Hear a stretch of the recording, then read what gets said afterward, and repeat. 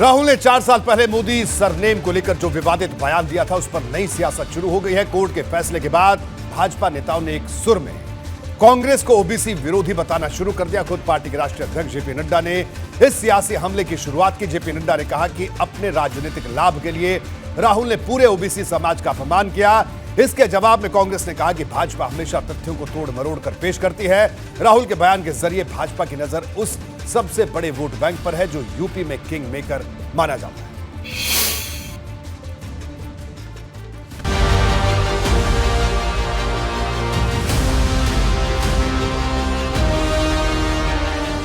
अच्छा, मुझे एक बात समझाओ, इन सब चोरों के नाम मोदी क्यों है?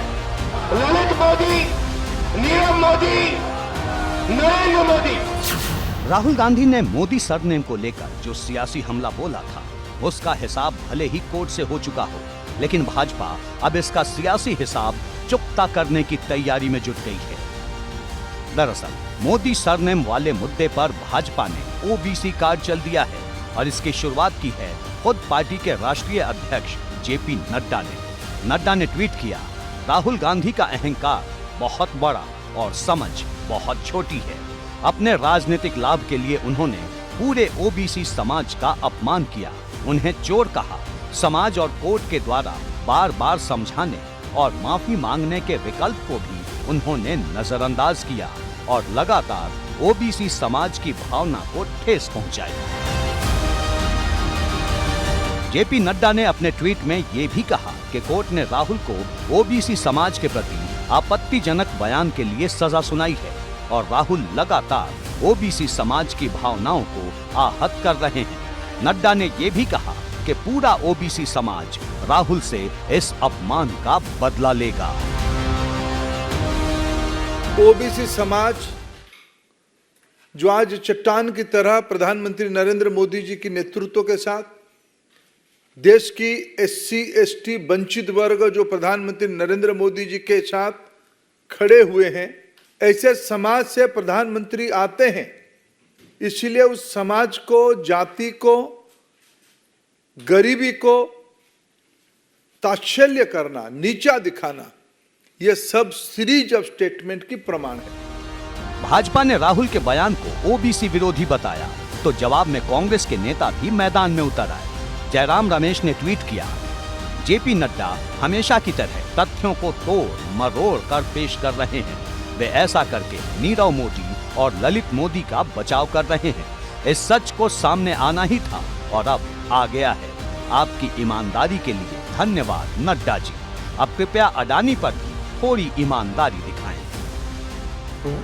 ओबीसी को तो ये नजदीक नहीं लेते थे और शेड्यूल कास्ट शेड्यूल ट्राइब्स को भी नजदीक नहीं लेते थे। जिस वक्त कोई पूछता नहीं था, इनके आरएसएस वाले भी उनके नजदीक नहीं जाते थे। ये मनुस्मृति में विश्वास रखने वाले मनुवादी लोग ये क्या बैकवर्ड का भला करेंगे, ये क्या बैकवर्ड के बारे में बोलेंगे, ये तो बैकवर्ड को कुचलने के तरीके ढूंढेंगे। 1 साल बाद लोकसभा चुनाव है और यूपी से लेकर तमाम राज्यों में ओबीसी वोटर की कितनी अहमियत है, ये हर दल को बखूबी पता है।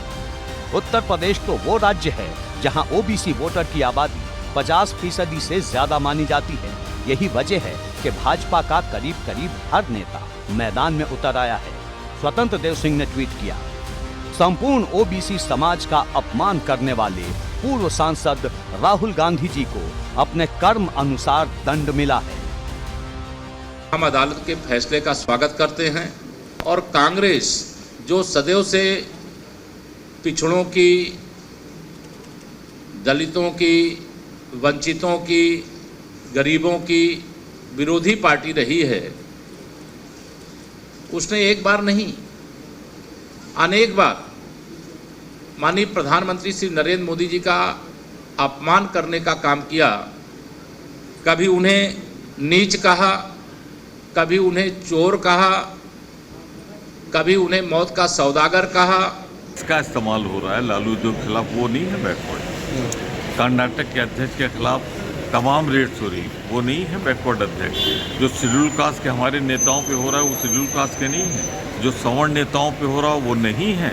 तो इसका मतलब भाजपा सवर्ण बैकवर्ड और शेड्यूल कास्ट में। जिस तरह इन्होंने इंदिरा जी को जेल भेजा था, राहुल जी को जिस तरह इन्होंने सजा सुनाई है, उसका परिणाम यही होगा कि जनता इनका सफाया करे। ओबीसी वोटर का मुद्दा कितना बड़ा है, ऐसे इस बात से समझिए कि भाजपा ने पूरे देश में प्रेस कॉन्फ्रेंस की शुरुआत कर दी है। तेली और साहू समाज से जुड़े नेता हर जिले में प्रदर्शन कर रहे हैं। संभल में इस प्रदर्शन की तस्वीरें भी सामने आई। ये माहौल बनाने की शुरुआत हो गई है कि राहुल गांधी ने ओबीसी समाज की भावनाओं को ठेस पहुंचाई। फिर कांग्रेस पार्टी शायद गलती कर रही है। न्यायालय किसी के दबाव में नहीं होता, जजेज किसी के दबाव में नहीं होते। जज जो निर्णय देते हैं वो तथ्यों पे देते हैं, साक्ष्यों पे देते हैं, एविडेंस बेस्ड जजमेंट होता है। उत्तर प्रदेश में कई सीटों पर ओबीसी वोटर का दबदबा है। सबसे ज्यादा पूर्वांचल में इस समाज के लोग गिने जाते हैं। ऐसे में राहुल का 4 साल पुराना बयान भाजपा के लिए नई ताकत बन गया है।